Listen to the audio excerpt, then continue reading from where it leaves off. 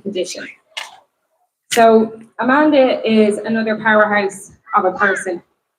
And when I met Amanda, her son TJ was waiting for scoliosis care. And Amanda begged and shouted to get TJ that care. And by the time he was seen by an orthopedic spinal consultant, time had passed and he was beyond help. He became inoperable under Children's Health Ireland in 2017. That's the reality of having a child in Children's Health Ireland. They live with the reality of that daily, with the pain, the discomfort, and the stress, and that is captured in no figures. That has been the subject of not even as much of a letter to Amanda. So what does it mean to become inoperable to a person living with a disability? It means the limited mobility they already have is worsened. Their ability to transfer from their wheelchair to their car is hampered. Their ability to transfer from their wheelchair to their bed is hampered. Putting on socks and shoes, coats and gloves becomes a bigger task than it ever needed to be. It's another additional level of disability, and it means their dependence on others is increased. We want our children to be as absolutely independent of us as possible so they can become adults in their own right.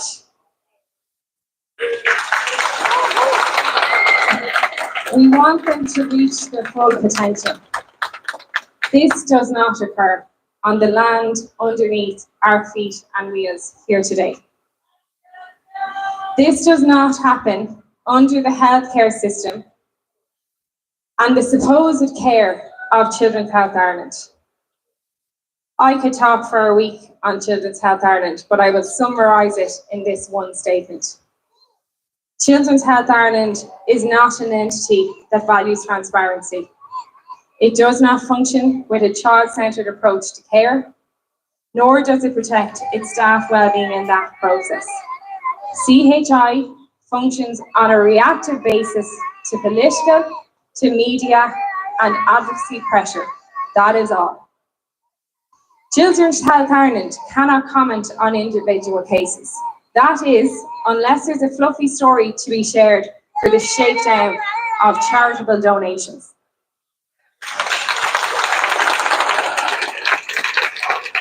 That same organisation were given €19 million for the spina bifida and scoliosis recovery plan. We now know that that funding was not spent as intended, and our children are testament to that today. For a decade, we have highlighted in every way and in any way that we could think of in an effort to show the Irish public that the care standards were and are appalling. That precious children were being harmed by a dysfunctional system. We felt unseen, but today, with the numbers here, we definitely feel seen, and thank you for that.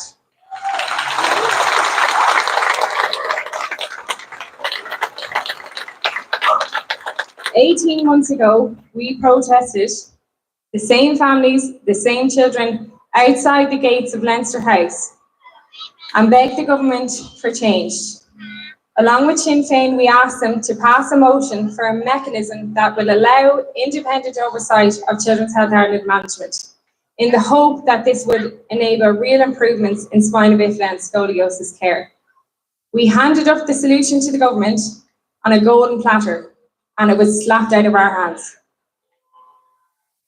The following has happened to children under Children's Health Ireland's care. This is not hearsay, and this is not rumour. Non-medical grade springs for industrial use were placed in children. Unnecessary hip operations have occurred. Waiting list placement in urology were not made in the best interest of children.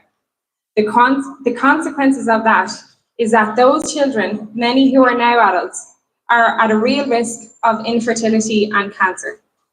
Children's Health Ireland does not think they have to tell those children, now young adults, that. It is their absolute right to know that information. A Children's Health Ireland commissioned report into spina bifida care stated, evidence gathered from patient charts shows patients have been neglected and not received the level of care that is expected in the modern day and in a developed country. It has emerged through the HICRA report that there are major deficits at Children's Health Ireland in governance, oversight and accountability. Throughout the world, an infection rate in theatres of 2 to 5% is deemed appropriate. Anything over 5% instigates a theatre shutdown and an investigation. In Children's Health Ireland Crumlin, a report stated that the infection rate in children with spina bifida was 55%. No shutdown happened. In Temple Street, the infection rates were 73.4%. No shutdown happened. IT failures resulting in IT staff having to enter theatres to reboot computers happened while orthopaedic surgeries were occurring. A report that CHI has failed to publish and has hidden referred to children with spina bifida left in Crumlin with no multidisciplinary team as orphans. Orphans is a disgraceful, derogatory term implying that they were not worthy of care and that they were less. Transition from pediatrics to adult services was one of the key points in the scoliosis spina bifida plan in 2018. That has never been delivered. Our children are kicked out the door, back to the GP, and you go begging with your begging bowl. HSE policy states that a key worker should be placed to aid with the transitioning of children to adult services and to be accepted. Children are left after they go from CHI into nothing, into no man's land. Without proper monitoring and assessing of children, they grow into adults. And those adults carry with them the lifelong complications of delayed care, such as diminished lung capacity, renal impairment, pain, degenerative orthopedic breakdown, reduced mobility, dependence on others, and the inability to live their own lives in the way that they want to. There is nowhere else for our children to go. We cannot go to private hospitals. They do not have the pediatric intensive care units that our children require. This can no longer be dismissed as poor resourcing or staff shortages. CHI management have chosen to spend funding that was given for our children elsewhere. They have chosen to purposefully neglect our children. The government has failed to stand up to them, to adequately address the situation, despite our consistent calls for support and engagement.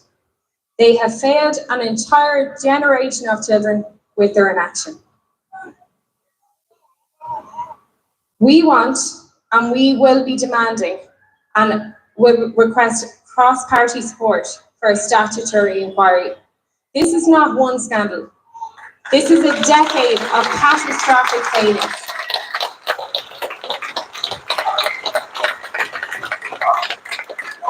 Why has this been permitted to happen? An inquiry is warranted and an inquiry is justified.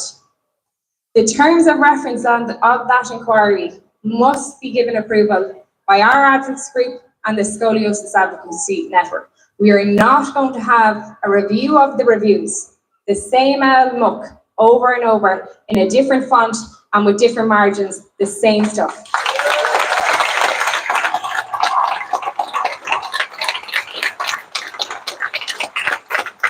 The reports that CHI refused to publish, we are asking and demanding that there's immediate publications of all reports into the treatment of children, including the Dixon report, the Crumlin Orphans report, and the NIGAM report into spinal surgeries in Tempest Street in its current stages, even if it's only partially completed. We want independent oversight of waiting lists, removal of control by waiting lists by Children's Health Ireland, and an independent body established to manage those lists. In 1957, a woman called Margaret Ridey was an inspector of a mother and baby's home. She visited a state institution in Tipperary that was tasked with the care of infants living with spina bifida. Her record states that what she witnessed was a distressing sight. 2 babies with spina bifida left lying in bare cots, the doors closed on them, and clear evidence that a long time had passed since they were last given care. If Margaret Reedy was here today in 2025, she would probably feel that the name of the institution has changed, but for children with spina bifida, the indifference and substandard care continues.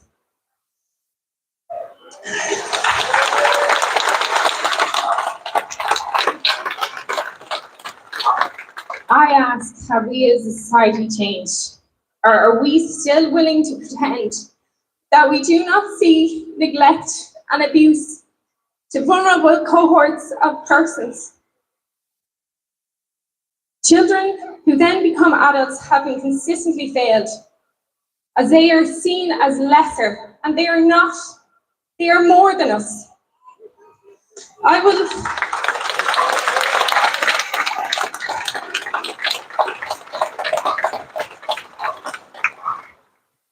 would struggle to speak on Harvey, the boy many of us loved so much, but I will say this.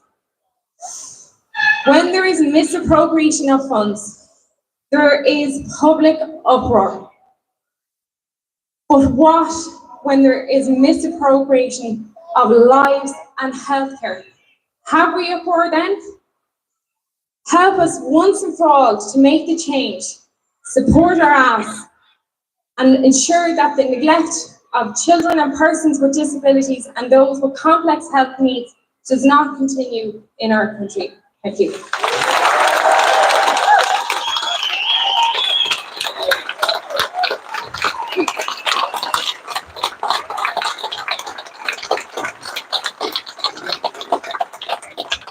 I think we can all agree that was very moving, and I hope that message spoke to you guys. Our next speaker has been a long-time advocate for our community and for Harvey and his family. She has raised his plight on many occasions in our Dáil and has privately supported the family through very difficult times. She has always supported us in the disabled community. She always takes time to meet us and talk with us, and does so with so much kindness. I'm very lucky to have gotten to know her over the years, and I've seen firsthand the work she puts in to support the rights of disabled people in Ireland. Mary Lou MacDonald.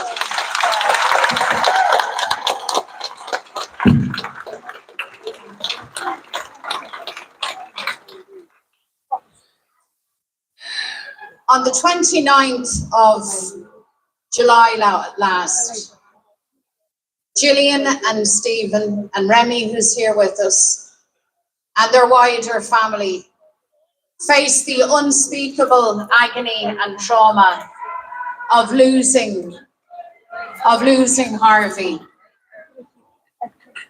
His singular, unique, beautiful life lost. I don't like bullies. I don't care if the bully is Simon Harris or Micheál Martin or any other man. I will not be shouted down by anybody.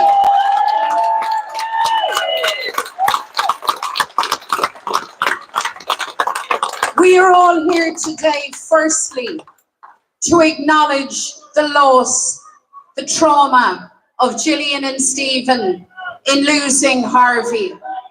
We're also here to celebrate a unique, wonderful boy who brought joy and love and happiness to his family. As a mother, as parents, I don't think any of us could imagine how it feels to lose your child. How it feels to lose your child them having suffered again and again, having been failed again and again, the stress of it, the pain of it. On the 29th of July, things changed.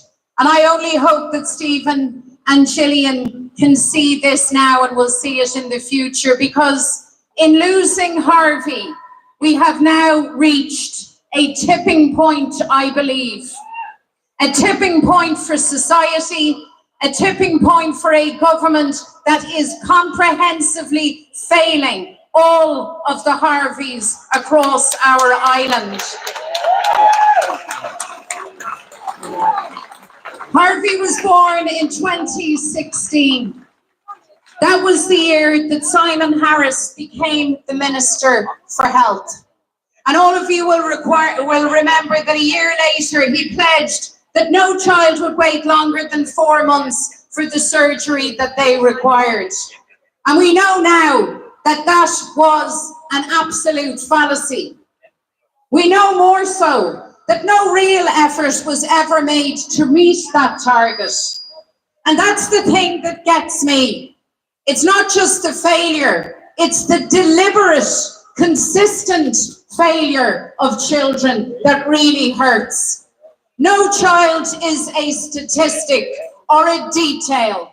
No child can be allowed to be an inconvenience to the great and the good for those who have the power and the budgets and the opportunity to make this right. So our second message today, I believe, has to be a very clear, united demand for accountability, as others have said, for failures. But more than that, it has to be a demand now for solutions, a demand for respect, a demand for care, for compassion, yes, but for rights, for equality, for the place of every child to be recognised in our society. So when the Dáil resumes, as it will, on the 17th of September, be very clear that Harvey's name will be heard loud and clear. Be very clear that our chant of justice for Harvey, justice now, will be heard loud and clear. Make no mistake that everyone in governments past and present, every Minister for Health, including Simon Harris, will be challenged again to be accountable for their actions. And be assured also that across the opposition, we will move to hold Simon Harris accountable for his actions, for his inactions, and the government for their absolute callous disregard for Harvey and for every other child who finds themselves in pain, for every family and every parent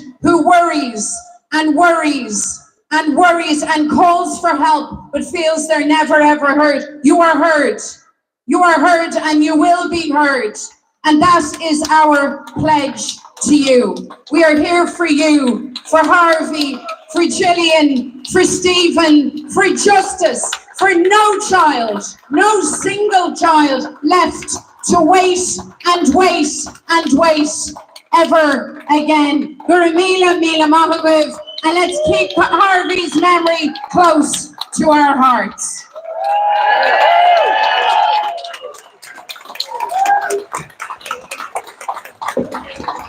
No child should ever, no family should ever have to go through this again. They shouldn't. But the worst part about it is we can't see that it won't happen again.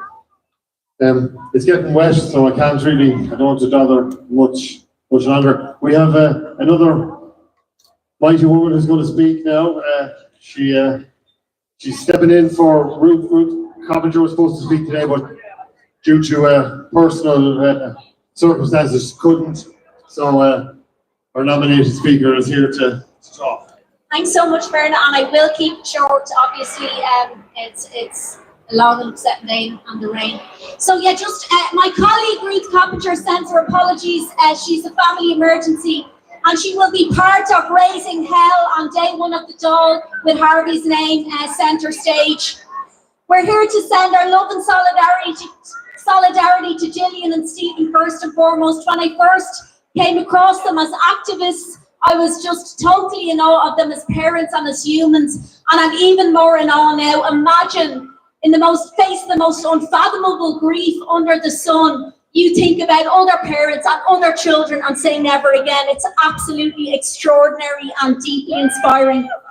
And the system needs changing, as Gillian and Stephen have shown out. And we can't see it any more than with children with scoliosis and spina bifida. Hardly a scandal that hasn't happened. Unauthorised sprains, parents kept in the dark, unnecessary hip operations, and of course the ongoing scandal of children like Harvey waiting years for spinal surgery. Harris promised 4 months.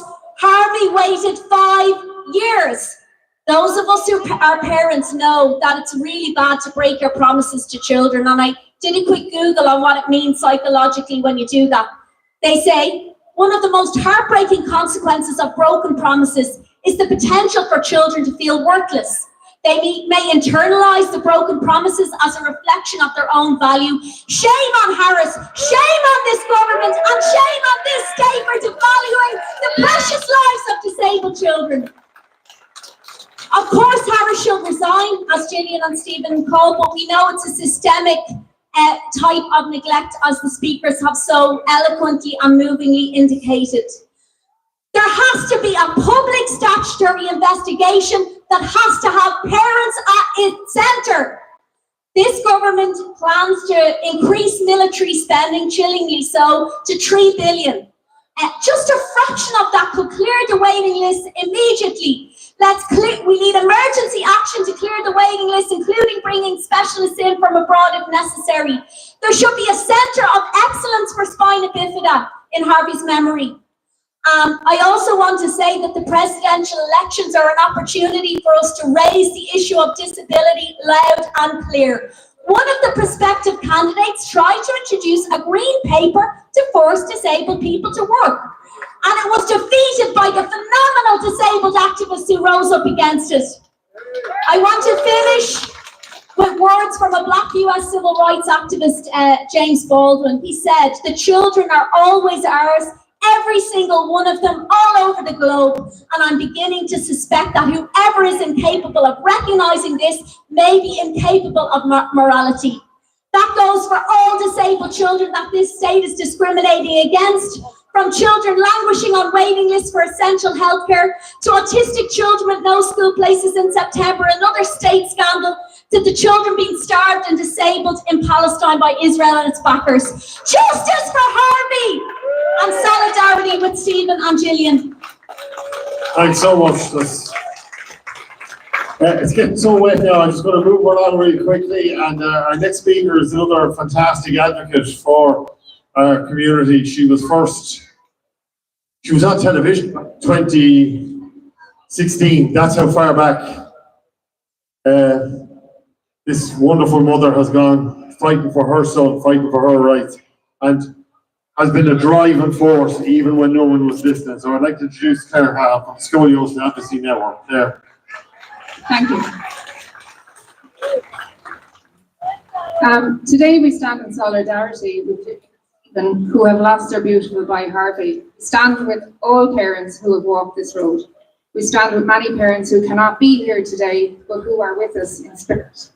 And we stand with our children who have suffered greatly from scoliosis and spina bifida at the hands of CHI and the HSE. Children failed by successive governments. My name is Claire Cahill, and I am mother of 3 boys. My son Dara is waiting for a spinal fusion today. I'm also the co-founder of the Scoliosis Advocacy Network. Harvey lived with many delays in his care. His parents, Gillian and Stephen, fought so hard for him. They fought not just for Harvey, but for all children. They stood up, they spoke out, they did everything they could, and yet Harvey was failed. And that is not child-centred care. Over these years of scoliosis advocacy, we've come to know so many children waiting too long, children suffering too much, children just wanting their childhood back. In 2016, my own son Dara said to me one day, I have a really long day ahead of me. And that was at just 1 p.m. in the afternoon. And that was said because he was in so much pain and he was suffering so much. And at that time, he was on a wait list for surgery. In 2018, Ivy, by then she could only manage 1 or 2 days of school a week. She told the Ombudsman's Ivy report published in 2023 how her health had cut her off from her friends, how her home had to be changed again and again as her condition worsened. In 2021, we had Adam Terry. He was only 10 when he spoke on the Claire Byrne show. At that age, when children should be talking about football or friends or school, Adam was talking about being abandoned. He said, I feel like I'm just at the bottom of the barrel and nobody is coming out in the lost and found. A 10-year-old child with scoliosis made to feel discarded, invisible, forgotten. In 2023, Ciara Carberry, she featured as a child in the RTE Living on the List documentary in 2017. And now at age 20, she spoke out. She told how the rod in her back had broke through her skin and she lives with ongoing health complications. Her story reminds us when scoliosis surgery is delayed, the damage is done. Children grow into adults needing revision surgery. Children grow into adults carrying pain for life. We have been at this so long, we have seen the failed children return as young adults, still in pain, still seeking care, but back in the system once again, facing revision surgeries and further procedures that could have been avoided. Year after year, child after child, voice after voice, our children with scoliosis spoke, but they were not heard. Waiting for scoliosis care steals childhood, it steals health, it steals futures. And time again, families have had to give up their privacy to go to the media to tell their stories. In the past, headline might have moved a child up a list that was shameful. No parent should have to do that. But now, not even public shaming forces action from CHI. And this is despite the resources, despite a new spinal business management unit, despite new people in post, despite all of this, nothing has changed. There is still silence. Appointments are cancelled, pushed out, children are left waiting. I speak not just as an advocate, but as a parent in this system. No one rings to see if your child is okay while they wait. No one checks in, there is no contact, there is just silence. This is trauma and this is harm for families and for children. And what do we see? We see ongoing mismanagement of resources, outsourcing not used fairly, and waitlist management without transparency or accountability. In 2017, the government and Simon Harris promised that no child would wait greater than 4 months for scoliosis surgery by the end of the year. That was not just a promise, it was a recommendation of the Ombudsman 2017 report, the first to recognise scoliosis delays as children's rights issues. And it was in line with international best practice. 4 months, that was the promise, that was the standard. And yet here we are, children are still waiting, children are still suffering, children are still giving their childhoods away to waiting lists. Sometimes it feels like we're fighting an institution that does not care, an institution that sees numbers instead of children, that manages lists instead of lives, that measures budgets instead of pain. But we are parents, we are families, and we will not stop. We cannot stop, because our children cannot wait. And so today, as the Scoliosis Advocacy Network, we demand a statutory inquiry into the treatment of children with scoliosis and spina bifida at CHI. The immediate publication of all reports, the Dixon report, the Crumlin Orphans report, and the NIAGAM report. Independent oversight of scoliosis waiting lists managed by a body that puts our children first.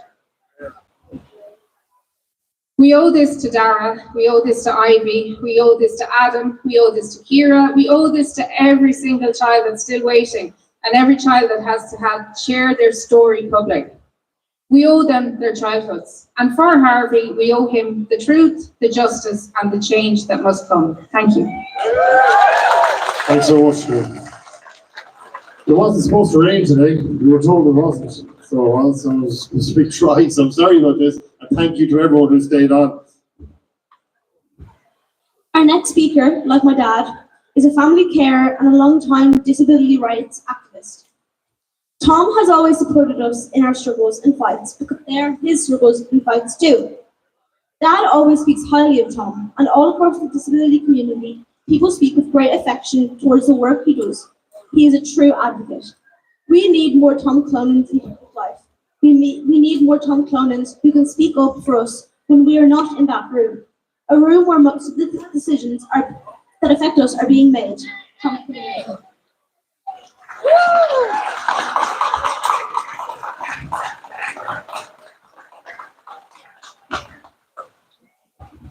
Thanks very much, Sophia and Bernard. And this is for Harvey and for Stephen and Harvey's beautiful mum and carrying his 2-year-old little brother. I didn't think we'd see a day like today, but I just want to say, as a parent, as a carer to a young man who also had the spinal fusion surgery, treatment delayed is treatment denied. Education delayed is education denied. Therapies, supports, denied, delayed, are denied. And that's what's happening systematically to all of our children and to disabled citizens throughout this republic. And as Padre Tobin said, and as Mary Lou said, it's systemic, but it's also an active political choice, because our children are being failed consistently, as Harvey was failed. And we can do better. We absolutely have to do something. We have to have a radical rights-based approach, because the government are not getting the message. The Fine Gael nomination for Áras an Uachtaráin, Minister Humphreys, sought to introduce a bill, a green paper on disability reform that would have seen 240,000 Irish disabled citizens compulsorily medically examined on the basis to make them work. This is completely and utterly unacceptable. The same government took advice from the Attorney General to deny disabled citizens socioeconomic rights in the care referendum. So this isn't happenstance or sheer force of circumstance. These are political choices that are being made by our government. And I certainly don't want to see an ableist in Áras an Uachtaráin. Not my president, not my party. I just want to keep this very short because of the weather. I had a number of surgeons from the United States in as guests before Christmas who were over at a conference and reviewing some of the cases of CHI. And they told me that if you were to get the 300 children plus who are on waiting lists for surgery, on the spinal wait list, on the urology wait list, if you were to put those children onto an Airbus and fly them to Liverpool or Boston or Vancouver or any centre of excellence, it would cause an international scandal. They would say, what country has allowed our children to deteriorate to this point? It's unheard of. We're outliers. I just want to make 2 final points. I hear Minister Naughton say that she wants to review or reform the assessment of need. That is the only legal right that disabled citizens have in this country, to get an assessment of needs. And that's the only reason why they even make an attempt to do it. My fear is that in the lifetime of this government, they're going to remove that right.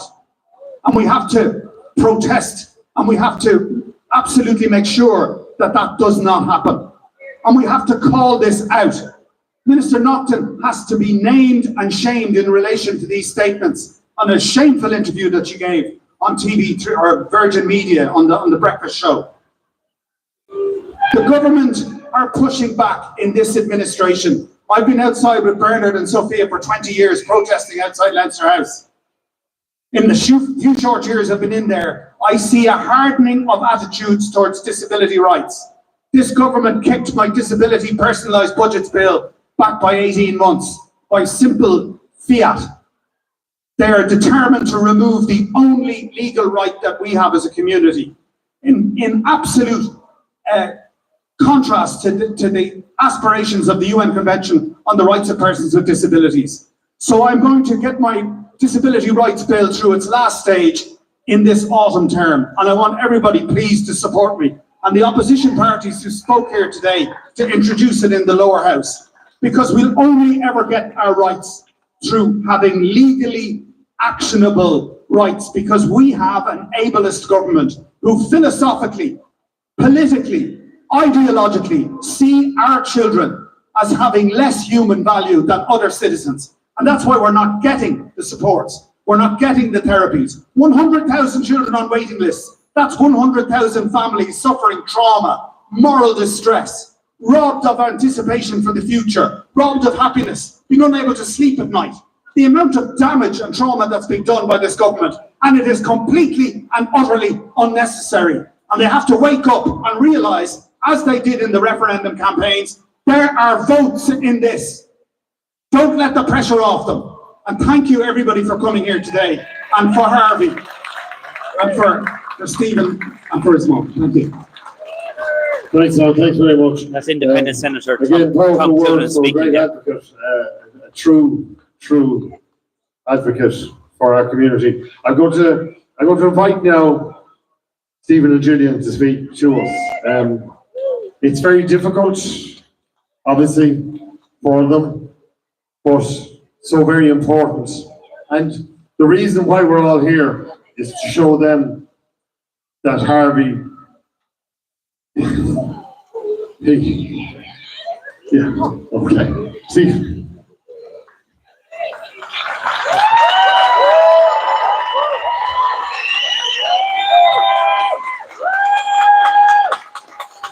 Firstly, myself and Gillian would like to say a massive thank you for everyone's support over the last few weeks. The level of support has been absolutely overwhelming. Also, a special thank you to Bernard Mulvaney from Access for All Ireland for taking the reins and organising today. And thank you to all our speakers and all the political parties that showed up. We are here today to call for justice for Harvey and all the other kids continuing to be failed by Children's Health Ireland and the state. Harvey was our first child. He is the one that made us parents. He made us a family, and he shaped us into the people that we are today. He showed us how to be brave, how to be patient, courageous, and kind. Today, we hope we make him proud.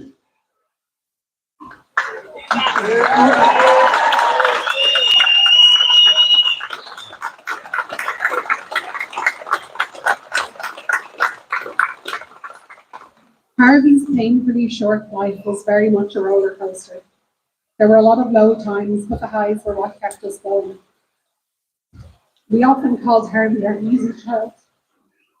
As despite how complex he was also just so laid back and took everything on the chin. Harvey spent the majority of his life waiting. He was made wait for everything, but he asked for nothing. All Harvey wanted was his iPad, his hunky-dories, love lollipop, and timely access to healthcare. To us, that seems like so little to ask. We could provide him with most things. We could ensure that almost all his needs were met, but we unfortunately didn't control all aspects of his healthcare. Despite doing everything we could, despite begging for help, we did not have final say. The United Nations rights of the child are founded on 4 main principles: non-discrimination, best interests of the child, the right to life, survival and development, and the right to be heard. From our own experience, none of these are being met when it comes to children with spina bifida and scoliosis. CHI has not only failed to meet their basic needs, but they appear to be protecting those who have indirectly or directly caused harm. Harvey was 9. He waited for 33 months for scoliosis surgery, and in that time the curve in his spine went from 75 degrees to 130. He had to have his whole life put on hold while he waited. We cancelled family holidays, cancelled our wedding, postponed his sister's heart surgery as he sat and waited for a date for surgery. We had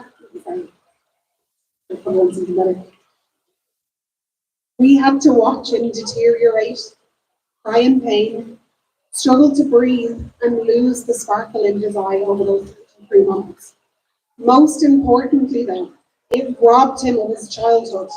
It robbed him of his comfort, it robbed him of his quality of life, and it robbed us of the opportunity to make precious family memories with him. That to us is something we will never get over. This is why we will continue to advocate. What we have been through, what Harvey lived through, was soul destroying. We will keep going and keep pushing in the hopes that no family faces what we have. While Harvey was alive, while Harvey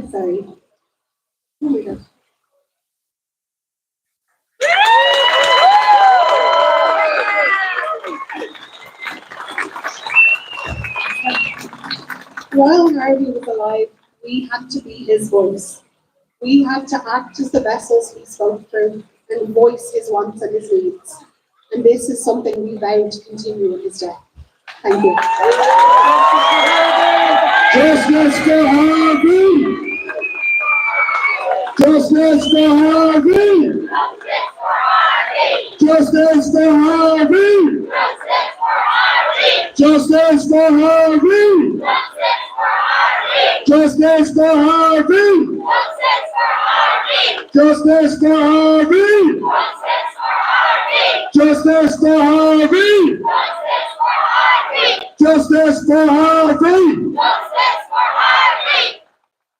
Thank you very much. Listen, these are amazing people. They've been through so much, and they're out here today, and they've put it to us now. So we can't stop. We have to get that justice. It's incumbent on everyone here to support this campaign, Justice for Harvey, no child waiting. We need to get that legacy in Harvey's name. He needs to live on through our actions. So we have to do it. Everybody needs a break now, just a bit. Stephen and Gillian more, and the family more that deserve it. But we need to come back harder, stronger, and get that justice that he deserves. I want to thank everyone for supporting us today, to the Gardaí, to the ushers, to the everybody who supported this today, the sound system, the printers, everybody who helped make this event happen. And I just want to say, will you bring those signs home with you? Take photos with the hashtag Justice for Harvey, family, friends, workplaces, wherever that may be, and keep the Justice for Harvey hashtag going. This can't stop. We need justice for Harvey. Thank you. Thank you very much.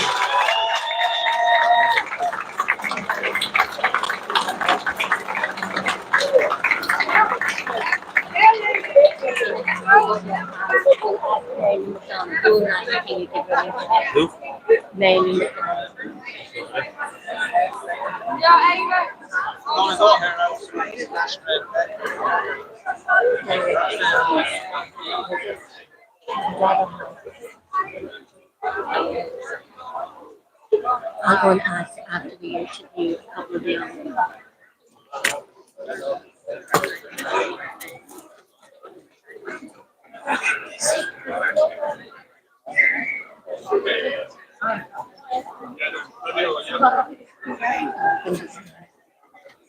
And Paul, it's raining and lashing was raining. It was like Ireland was crying today for the children of Ireland. Yeah, it was very heart-moving. Go ask your mom if you can speak.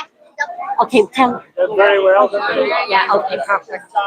Yeah. We have a little girl who's asked to speak, and her mum has said that she can speak. So we have her mum, and her mum has given that permission. And so, hello. Let's get this down to your level so we can get you and get you your beauty, because you are absolutely beautiful. I love your green top, matches your green eyes. Yeah. I sound like that most, don't I? Okay, so let's use the camera angle, guys. Paul, would you like to give me a hand? Yeah, I will. And Yeah, very good, very good. Young, healthy. Exactly. Whoa. Okay, and we just flip that. All right, so hello. So tell us, what is your name? Ava. Let me just get this right, Ava, so I get the level, head level now, Ava. Your mum is standing right beside us. Beside you're her auntie. Yes. So, Ava, tell us, Why are you here today, darling? Justice for Harvey, justice for Killian Corbally, and all the other children waiting. No children should have to wait this long. No. No. And you're a little girl too. How old are you? I'm going 10. You're going 10, so you're just really the same age as Harvey. And what got you interested in Harvey? How did you find out about Harvey? Just coming here today. Just coming here today. Yeah. And with all your friends and everything all talk and think of Harvey. Yeah. And your family. Yeah. We have a little boy who has scoliosis as well. You have a little boy with Yeah. scoliosis, auntie, yeah? Yeah, I do. That's David's cousin as well. Yeah. And he's we just literally got put on an urgent list last week for Halo. So we're hoping, because it's not affecting his breathing the last year, his mobility, even for school and stuff like that as well, it's not affecting a lot. So he put us on an urgent list, but I don't know, but we're hoping that it gets sorted soon. Well, the Irish Political Roundup here, we're going to keep following this. No, thank you as well. It's just brilliant. keep It's horrible going. that we even have to stand in the streets to do this for our kids as well. Isn't it? It's not even getting any easier. It's getting worse by the No. day for our kids as No. well. Killian Isn't couldn't it? even be here today because he was sick. He wanted to come, but he was still sick to even come today. Well, as Yeah. a mother to another mother, I'm really, I'm behind you. No, and thank you as well, and even for Harvey as well. It's horrible as well. He's united the nation. Yeah. And I was thinking when all the rain was lashing down, that was Ireland crying for Yes. Harvey and all the children And of all Ireland. other people as well, and even for All to Harvey's disabilities. mum and dad and all the Yes. family, what even Kem as well. They're lovely as well. And would you know the family or know of No, Harvey? I just kind of just keep them with scoliosis with kids as Scoliosis, well. yeah. Like, yeah. Well, and what's your son's name? It's Killian. And Yeah. how old is Killian? Killian just turned 14 now. Oh, did he? He's a Yeah, he was- teenager. Yeah, he was born with scoliosis. He has 14 years now. Yeah, I had a cousin who was born Yeah. with scoliosis. Yes. Yeah. So I'm hoping that'll be sorted very, very soon. Hopefully. Oh, well, thank Yeah. you so much. No, And- thank you and as well. It's lovely to actually have you on the Irish Yeah, Political she Roundup. knows it. She does. She's very supportive as well. Oh. No, thank you as It's well. great to have a so Yeah. thank you so No much problem indeed. at all. Bye-bye. Thank you. What do you say? Thank you You're very much welcome. as well. Thank you. Yeah. And so Paul, Plenty it's of like support here. mother, but I'm going to put this back up again, Paul. Yeah, And absolutely. so please excuse the camera work. Yeah. Just lower that down to get the little girl that wanted to speak up Yeah. for little Harvey. And as you can see, the rain absolutely poured. It surely And I did, think Roshi. one of Ireland's most amazing advocates there, Senator Tom Cloonan, Yes. is there, and he'll come on and speak to us in a little minute. He's there naturally speaking to all the to the families of scoliosis and everything else. Yeah, exactly. And Roisin is just gone to see who. Trying to guess somebody. I think it is Senator Tom Cloonan. I'm not 100% sure, but it was certainly very, very moving as well. The speeches that we heard today. How you doing? How you doing? How are things? So you heard your book.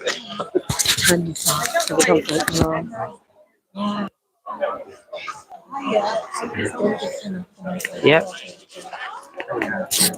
Oh, we're live. Yeah, but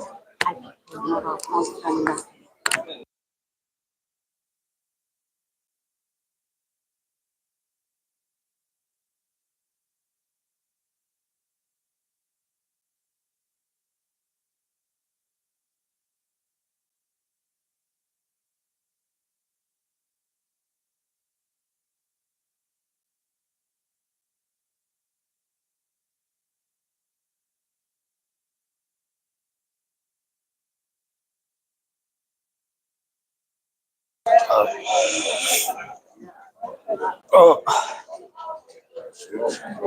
Right. Yeah. Oh, my. Oh.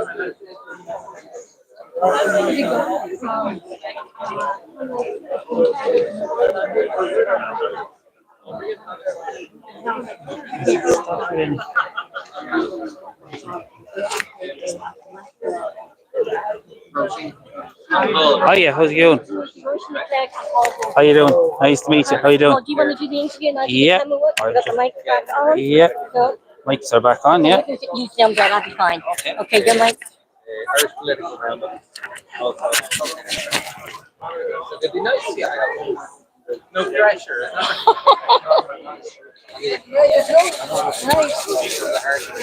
And we're here there. We're going to do a few more interviews, and we'll get Senator Tom Sloan in a couple of moments as well. So here we are here, Paul. You are here. I take this off you, Paul. Yeah. And we are with. Yeah, we're back here live, and we're joined by Into Councillor. I believe you're on Fingal County Council. Sorry, folks. Yes, Fingal County Council, elected last year. Councillor Gerard Sheen. Gerard, you were here today at the Customs House. What did you make of the speeches at the Justice for Harvey rally? I thought they were absolutely excellent. I mean, listening to the parents talk on this issue now at this time, I don't know how they've done it, how they're holding themselves together, but they have a clear message and something that we obviously need to be able to hear. We need the public to be able to hear. And I want to offer my full support in whatever way I can. I just thought they were absolutely wonderful, and all the other speakers as well that came up, especially the expertise, especially the parents and the advocacy groups, and the knowledge that they have of the direct issues affecting them and their families. But they are the experts, in my view, in the field, and they've highlighted some really important issues that need to be discussed, like the CHI, like the accountability factor. And I think others have been highlighted that, and that's probably one of the most significant things that could potentially come out of this event, and it is the accountability in relation to any of these events. There doesn't seem to be any accountability, and I'd hope that this might prompt action in that regard. And as regards your own work as a councillor, you're a member of Fingal County Council. You were elected the local elections last year. This disability and disability issues, would that be a big topic that will be coming up when you're meeting with constituents? Not necessarily as on the door, but of course I'd say every house is affected in some way by disability, and if it's not themselves, it's their family members or friends of the family. Everybody is affected by it, and I think most people want what's best. And in fairness to the council, there's an awful lot of work done, an awful lot more work to do. I mean, you're talking very basic footpaths, access to transport systems. There are very basic needs that are required and are being at least somewhat dealt with, but not obviously to the level that's required. They may be basic, but they're extremely important. Extremely. And again, most people that you speak with, I would have been involved, I am involved with the Special Olympics as well. And so for the last 20 years, I've been involved teaching Special Olympics, etc. And I know from firsthand from the people, the parents, the advocates for those in need, that the system isn't up to standard, and there is a long way to go. But I think events like this are highlighting the need, and more people just need to get involved and to try and do a little bit more to help that issue. And your own party leader, Padre Tobin, he spoke about accountability as regards the Children's Hospital Ireland, but he also mentioned that if necessary, Into will put down a motion of no confidence in Simon Harris. And that's it. It's right. It boils down to one of the things that Padre has been saying for the last 5 or 6 years, and it is accountability. And if we don't have accountability, especially in relation to our health services, it's going to continue failing, and failure will be rewarded. And those who may, in fact, need to be put to one side seem to be promoted. And there has to be a proper accountability for the failures that have occurred so far. We want, of course, what's best for the community. We will follow what Stephen and Harvey's mother would ask us to do. And if that motion, if the other party don't present that motion, Into will, yeah. And when you look at today, it was a fantastic turnout, for the Justice for Harvey campaign and all the other children that have been affected by scoliosis. But in 2025 in Ireland, parents, advocates, they shouldn't have to be out protesting on the streets to get, basic healthcare that they need.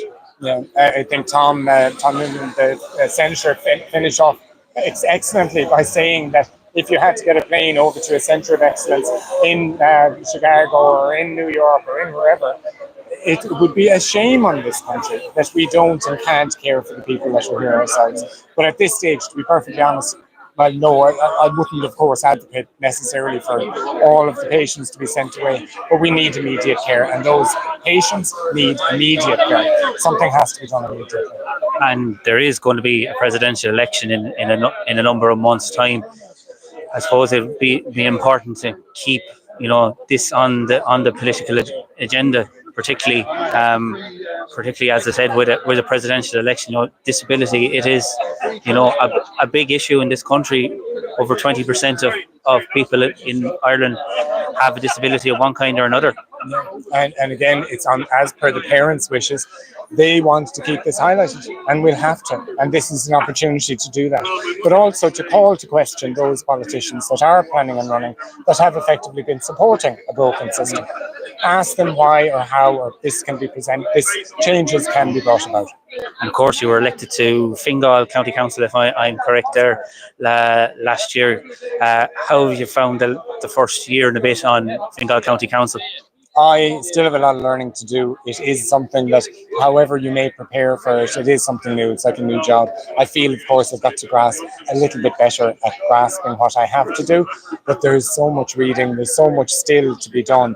The council are great, they are very supportive, and in fairness, I haven't met anybody yet who isn't trying their best to present good ideas, and they do take ideas on board. So hopefully we'll be able to get a few more changes in the future. Here on the Irish Political Roundup, we've covered a lot of the work that county councillors have been doing in their areas, particularly in rural areas. But the role of a county council, I think a lot of people don't realise the amount of work that is involved and what happens and what can be done at a local level. Yeah, for me as well, I was almost shocked by the amount of people requesting housing in particular. Housing requests are probably number one. I could name out 10, 20, 30 people or families who are now being directly affected by either their rents increases or their house has been sold and will effectively be made homeless. There's an absolute housing crisis, and that I think is central, has been for my last year. Of course, the other issues are of concern: antisocial behaviour, immigration, there are a number of other topics, but I think housing is absolutely central to nearly all of them.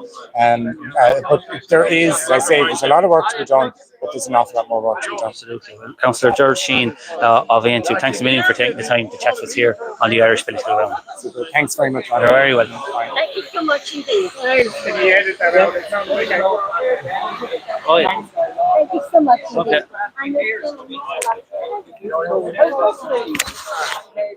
Thank you very much.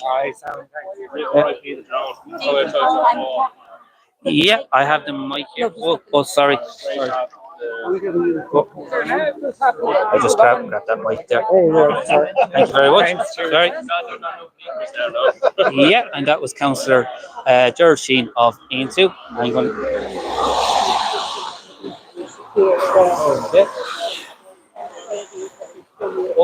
Okay. So we're still here at the Justice for Harvey march that took place here at the Custom House. I'm just going to put the umbrella to one side. The sun has come out. Yeah. Yeah, I'll go. Okay. What about the lady from? Oh, yeah. Or let's go get last.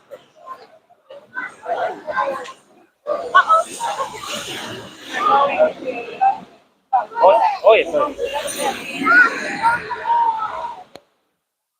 Yes, come. Well, how you doing? How are things? I see the stuff on YouTube. Do you? Yeah, good. Oh, thanks very Thank you much. so much. We really appreciate it. We appreciate all the support. Very interesting. You don't really get an opportunity to. Oh, sorry. Say that again. Would you like to say it off air? that's Say it. it off air. We're live. Yeah, was that live? Yeah. So, what do you like about it? Thank you so much for supporting the channel. Yeah. So I just like seeing all the no thanks. All the interviews. Yeah, just it's nice to see. I kind of hear people. Okay. Do you do this like full time or what? We do it part time, and yeah, Sorry about this. You're no lovely. Thank you so much. Thank you very much. Hi, hiya, Claire. I'm just going to. Oh, if you could clip that on in there. Oh, Yeah. this is up. I interviewed you on community radio. You did, I remember, yeah. Yeah. You sure did. Can it not be too long? Because I'm actually. No, we'll I have to get home. we'll keep it short. And we're now joined by Claire Cahill of the Scoliosis Advocacy Network, who's from Kilkenny as well. Claire, you're very welcome to the Irish Political Roundup. You spoke today at the Justice for Harvey rally. You know, a lot of great speakers. You know, including yourselves. The whole scoliosis situation in Ireland, it's terrible. For want of another word. It's been ongoing so many years now. So there's been so many broken promises, so many different rounds of funding, so many new positions created in our hospitals. We're being told the whole time that, you know, things are going to improve and that we will, you know, see a day where there will no child wait over 4 months for their needed surgery. But unfortunately, that hasn't happened yet. And as you said, the situation it doesn't seem to be getting any better. Unfortunately, young Harvey died from his condition. What do you think protests like this and the work that your advocacy group and other groups is going to do? I think what we are trying to achieve is just to highlight the issue and to bring change and real change this time. I think today, you know, we saw a lot of different groups come together, which is really important as well, because this issue spans across different groups, you know. So even today we had parents from the hip dysplasia group here, you know, to support us because they have been let down too by CHI. So it is that piece of, you know, unifying as groups. Yeah. Having a very clear and solid message, you know, and that being that there does need to be an inquiry into scoliosis and spinal bifida care in CHI. Yes. And that we are together and that we're not going to accept this anymore. And you also spoke in your own speech, there's 3 particular reports that have not been published. Yeah. You're calling for those reports to be published. Yeah, of course we are. So there needs to be transparency. If reports exist that basically shine a light on the wrongdoing or the lack of access to care, then they need to be published so that we as parents have full understanding of, you know, what our children should be getting. That's the most important thing, you know, that they're getting the best care possible in a timely fashion. Absolutely, and you've been an advocate and campaigning for your son. Since 2015. So really, if you think about it, it's been 2015, and now we're back, you know, 10 years later, and actually my son is again on a wait list for surgery. So it just shows you the impact. It's not just a one-off surgery for many children. For the younger children, it means ongoing surgeries, and that means you have delays that accumulate. Yes. And with that, deterioration, progression, everything. Yeah, and as Senator Tom Clooney said, treatment delayed is treatment denied. Exactly, yes, because once damage is done, so if you lose lung function as a young child, that's it. You know, you don't get that back. And that's why timely intervention is so important, especially for children who live with complex needs, because oftentimes, you know, they need to be able to get to theatre on time so that they stop the call to progression. And we have Children's Health Ireland as the main kind of overseeing body group. What needs to happen now? What needs to happen next? CHI, the orthopaedic care needs to be taken out of their hands. The oversight of the wait list needs to be removed from CHI. We do not have faith in CHI. So they've proven themselves time and time again, you know, to be unable to provide the level of care and safe care that our children need. So we now want to see that taken away from them. Yeah, and I suppose probably the part that some people mightn't fully is you might, when it comes to care, you're looking at so many different things. It's not just the surgery, just the whole kind of wrap around support. Absolutely. So even in terms of children who may use a wheelchair, sometimes after surgery they're left for months and months in a wrongly fitting wheelchair. They're waiting for molded seats, and that then again, it can lead to the skin breaking down on their back and everything. So if a surgery is only one part of the process. Even if you look back, you have MRIs maybe that have to be completed before surgery. If there's a delay in an MRI, then you would delay the surgery. And where do you see things going from here? I think we need to see real change now. I think there's been, I suppose, a show today of that people from different areas came together to say this is not okay, this is not good enough. There is, we're told, cross-party support for this. So when the Dáil resumes, we do need to see this as one of the top issues, and we need to see change. Of course, and there's a presidential election coming up very, very soon, and it's an opportunity for the public to make disability and disability rights a big issue during this campaign. Well, of course it is, and it it's a basic need. These are rights, and they're not being vindicated. Absolutely. Well, Claire Cahill, thanks a million for taking the time to chat to us here on the Irish Political Roundup. And if people want to find out more about the Scoliosis Advocacy Network, how can they do so? I suppose we're across all platforms, really. LinkedIn, X, Twitter, or should I say X, Instagram, and Facebook.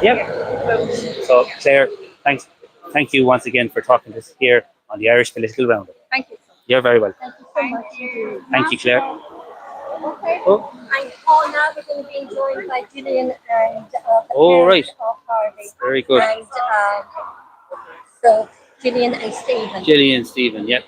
They have thank you so much. Hiya, Stephen. Hi, Paul how you Brophy, doing? nice to meet you. Thank you. Hiya, Gillian. Very nice to meet you. I'll give you the microphone there. Right, hold it. You can hold. It's still the green light. Still on, I think. Yeah. And I'm now joined by Harvey's mum and dad, Gillian and Stephen. Firstly, you must be absolutely thrilled with the turnout today.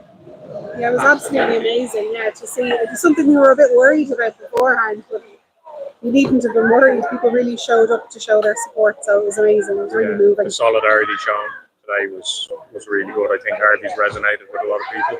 Absolutely. And his story, and I think we sent a very strong message to the government today that we're coming out fighting in September. Yeah, and this, as you said, this is only the beginning. And Harvey, he was 9, unfortunately, when he passed away.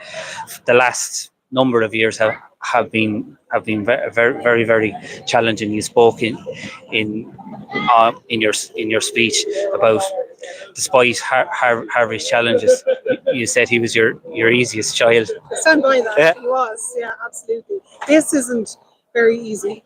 This part is definitely the hardest thing he's ever put us through. But he was very much our easy child. He was very laid back, very easygoing, and just took everything in his stride. He wanted for nothing.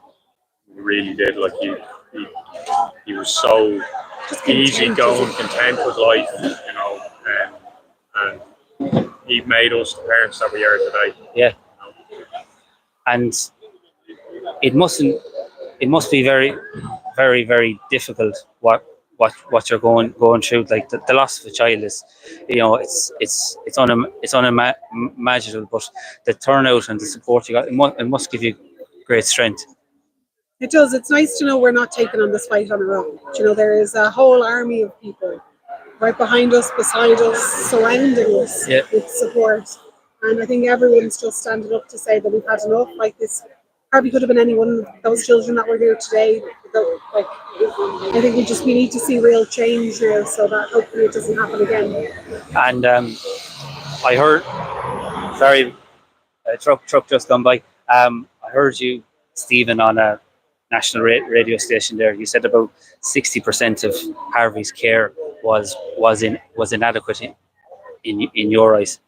I actually think that's probably an underestimation of it, genuinely, and I'm everything was a fight, no matter what part of the service it was, and I feel like the system just didn't value him at all. Not the way it should have. Not the way it should have. The way he deserved. So he waited for, that's not CHI alone. He hadn't seen a speech and language therapist in probably nearly 5 years at this point, and he was non-verbal. It took us 4.5 years to get his talk device. He'd only got it a couple of months before he passed. He waited for his hospital bed. He hasn't seen an OT. It's just, He was let down from anything to do with the disability sector and children's healthcare, just let him down from the beginning. Yeah, I think the country is better than that. Oh yeah. You know, no one wants to see that kind of thing happening in Ireland. and the resources were there and are there, but they don't seem to be going where they should be. Absolutely. We have one of the highest. Healthcare budgets per person in the EU, and yet we're the country that keeps coming out with all these healthcare scandals in relation to our children. It doesn't make sense. It doesn't make any sense at all. And as you said, you know, you've had a fantastic turnout. Do you feel that this Harvey's legacy will be the change that is required? I hope so, because I don't think any other family should ever have to go through what we've went through. Genuinely, I think that would be a disgrace on the life that Harvey had. You know, and no one should be put through it. No, and there is families, the length and breadth of the country, that are facing those delays at the moment, and I think it needs to end now.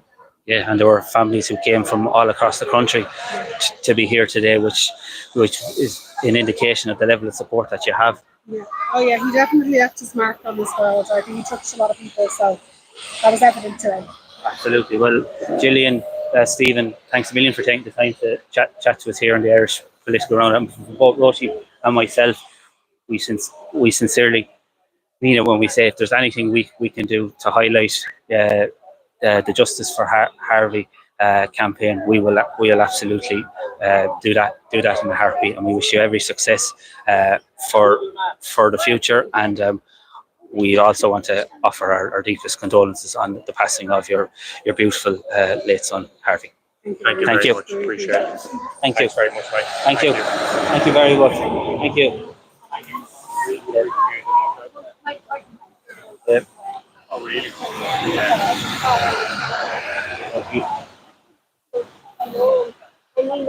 Anything we can do, anything.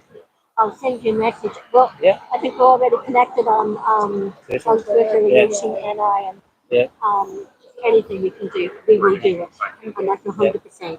Thank you. It has to be done. It's not good enough. I think today will have woken up a lot of people. I think Do you understand it? Because it's kind of... If it doesn't affect you, you don't really notice it. It's been kind of Ireland's dark secret for a long time. Do you know what I mean? Have you turned that off? And we're like, we're neighbours.